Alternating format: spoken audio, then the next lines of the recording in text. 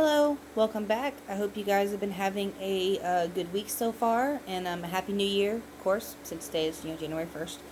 Um, well, I finally found a website to watch the Love After Lockup, so I just watched the first two episodes.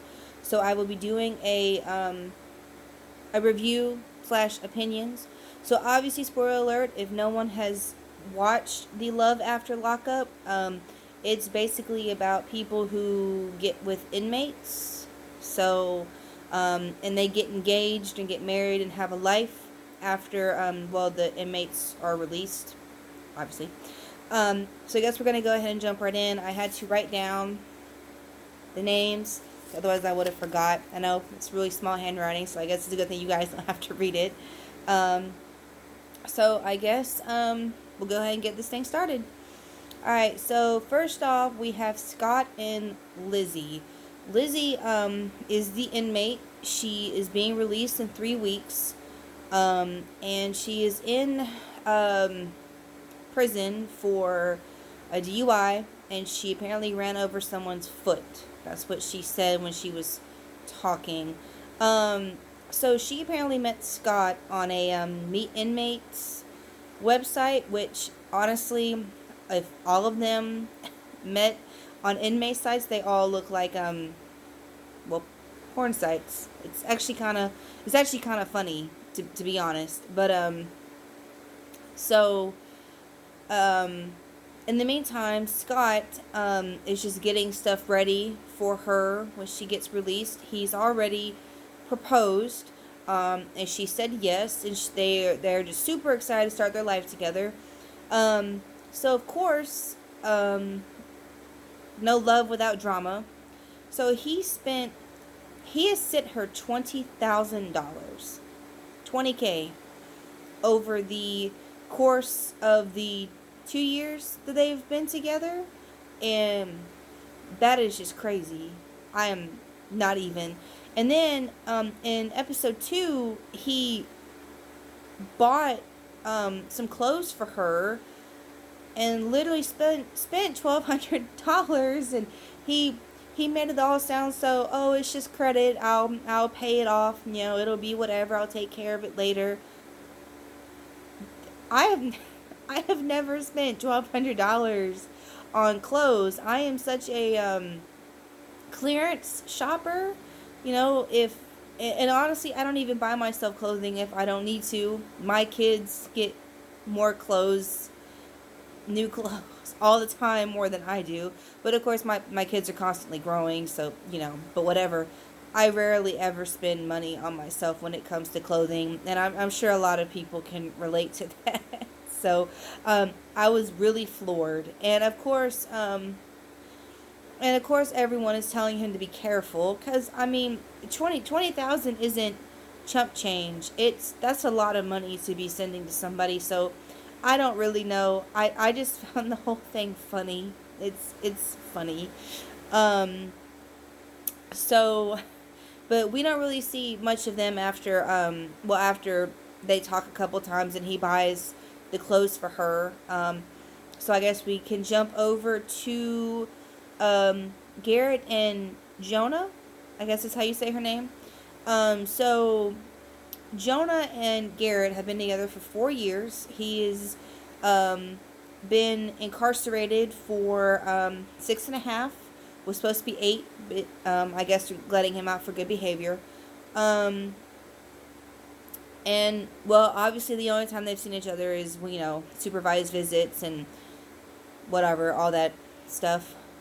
So, and obviously the first episode he gets released. And then the second episode, he's been home for a week. She actually bought a house for them to stay in. She even bought new comforter sheets to put on when he got out, and I wouldn't even go I hate putting on bed sheets. I really do. I am so lazy. They get washed once a week, and I hate putting them on.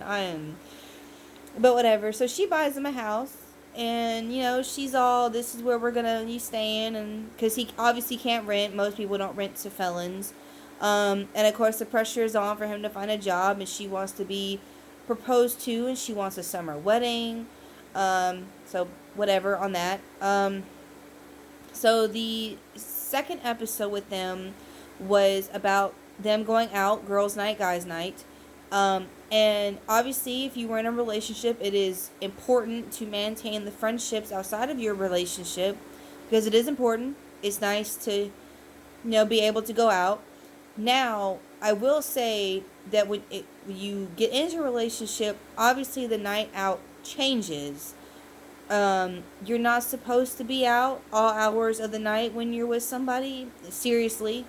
And I know a lot of people don't really understand that, but I would not appreciate, sitting up wondering if, my boyfriend, husband, whatever, was okay. But then again, he's never been in jail, and neither have I, but, whatever.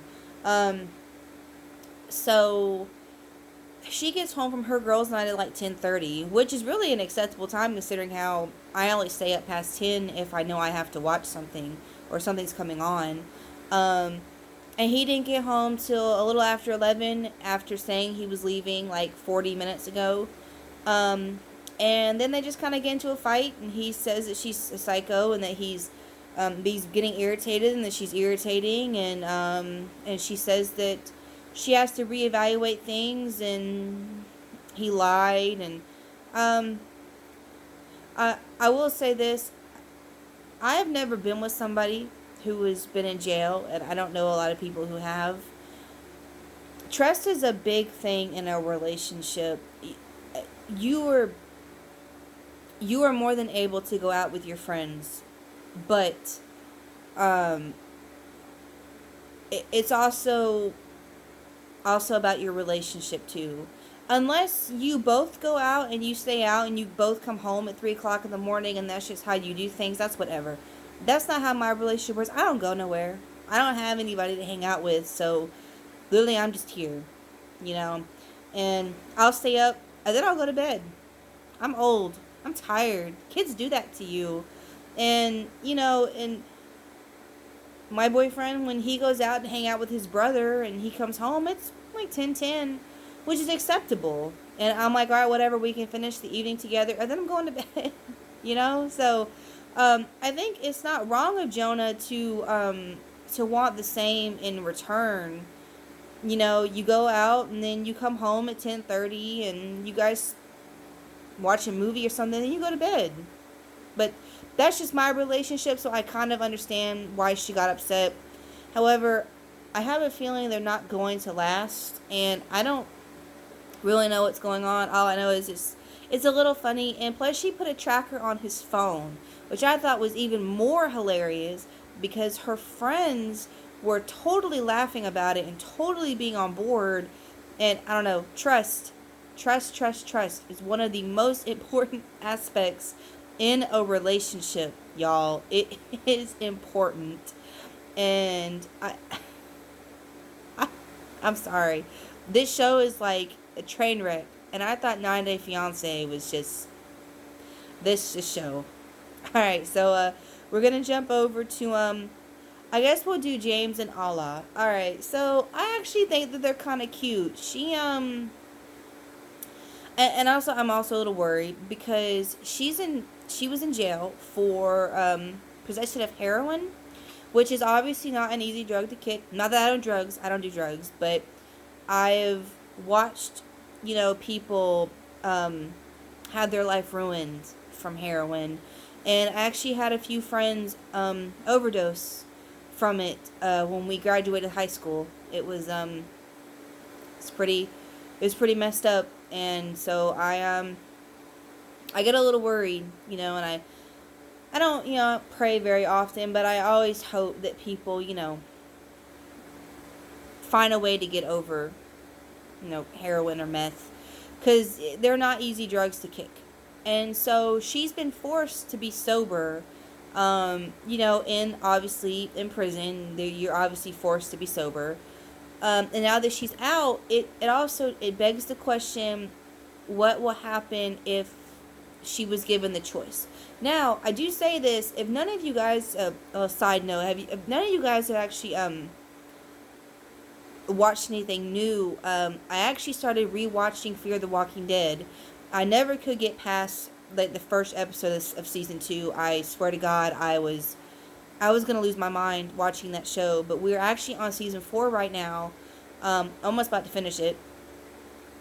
But one of the characters, Nick, actually used heroin, and he actually stopped, and then of course he started up again, and actually it just got me thinking, that his wasn't bad. He actually quit, eating the little.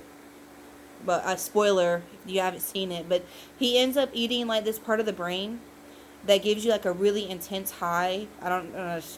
But he actually got over it, and of course, all this stuff happened in season 4. But I do wonder how it's going to be, because his parents, James' parents, don't even know that Allah was in prison. They don't actually really know much about her. And they seem pretty cute together. Actually, they might be love. It might be love. It might be real. But I do worry about how it will actually go down if she does happen to relapse, and anything that happens after that. And of course, people are going to judge. So it does get a little. I do worry, just a smidgen of worry, because I'm all for love, so I want somebody to last. I would really hate to waste my time, you know, uh, with anybody. You have a life, I nobody needs to waste it. All right, so now we're gonna get to our last couple, which is Andrea and Lamar, and I will say this: in the first episode, Andrea has a friend named AJ who said that she has always wanted a black friend, and I laughed. I didn't mean to laugh, but I just thought it was kind of funny, because friends, they just kind of naturally happen. It's not like you just pick and choose the gender of your friends. It just happens. So I just started laughing. But anyways, I also started laughing even more when she told them that Lamar was not. That's what you want. I started laughing when um, she told them that Lamar was, not Mormon, and that he was in jail, and of course they started their immediate judging, and so AJ made this comment that he got the ring out of the prison penny machine. I should have laughed. I did laugh. It was a little funny. But Andrea was pretty much hurt over it. And she actually left her bridal shower in tears, because all of her friends were being very judgmental. And I understand, he was in prison for armed robbery. I kind of feel like Andrea is going to end up in a situation that Lamar is a little violent. I feel like his temper might not be what she expects, but I don't know. I don't know anything about the show. I literally just started watching it today after I finally found a website that worked. So I'm interested to see how it's gonna go. But I will say this, Andrea, your kids are old enough, except for your 5-year-old, but your kids are 12, and however old her son was, I didn't see his age. They can cut up fruit for themselves. I'm gonna go ahead and say that. I'm just gonna blatantly put it out there that literally when I was 7, I was helping with laundry, and then I could do my own laundry. I can cut up my own fruit. I can take care of myself. You need to let your kids be adults ish, because they gotta learn how to take care of themselves, because you're not always gonna be there. So, so bringing up in season 2, after the bridal shower incident, and after Andreas cried to pretty much everybody, she's going to pick up Lamar because he literally was getting released in like 3 days. Um, and she's mad at her daughter because she doesn't want to fully accept Lamar. But I will say this. I will say this. My biological father, Brian, left, um, was out of my life by the time, I mean, hell, really when my sister was little. So I was probably almost 2. Um, and when my mom met my dad now, it took us a minute to really warm up to him, and that's fine. I was little, and I had more memories, for say, with my biological father, than my sister did. But in the end, my dad was the one who was there, to teach me to ride a bike, and he taught me semi how to drive. My mom really taught me that. And all my road rage comes from her and my dad. I'm bad. But in the end, you know, he became my family. He is my family. So it is totally understandable that Andrea's 12-year-old is a little apprehensive. It's just been her siblings and her mom all their life. And her biological father is in the picture financially. And that's it.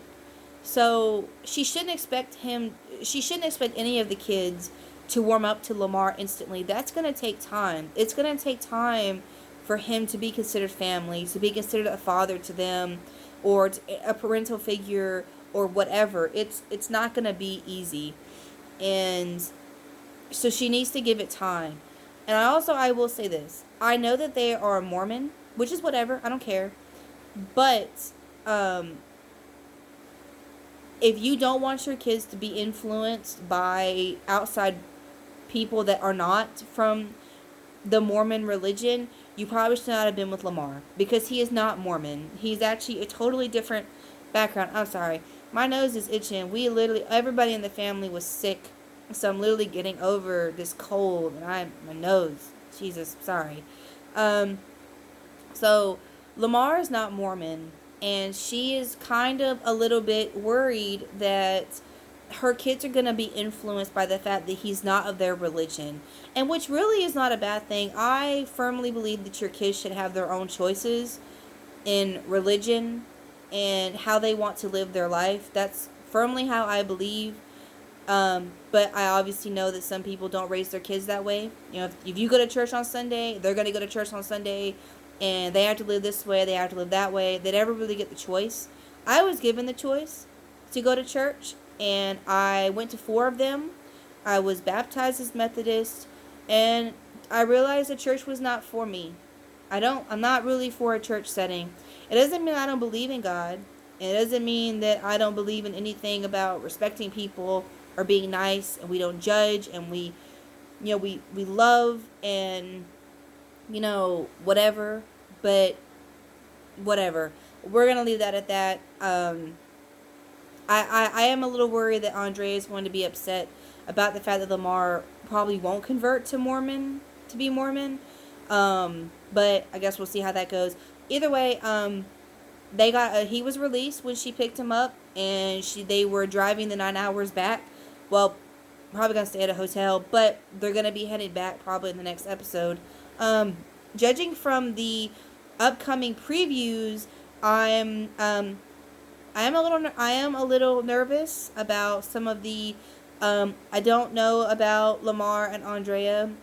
Somebody apparently threatens her or something, and I feel like Jonna, whatever, and Garrett are not gonna last. But then again, I have not seen any of this, so this was just my first couple episodes review. There's only 7 episodes in season 1, so I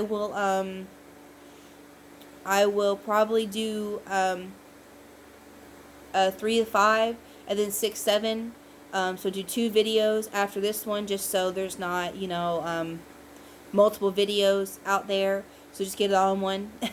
Alright, well, anyways, I hope you guys have a good rest of the week. Obviously, be looking out for my 9-Day Fiancé review that comes out. The episode comes out Sunday. So hopefully I'll try to get that review out for you guys on a Monday or Tuesday. I guess that's it until then. So I'll see you guys later.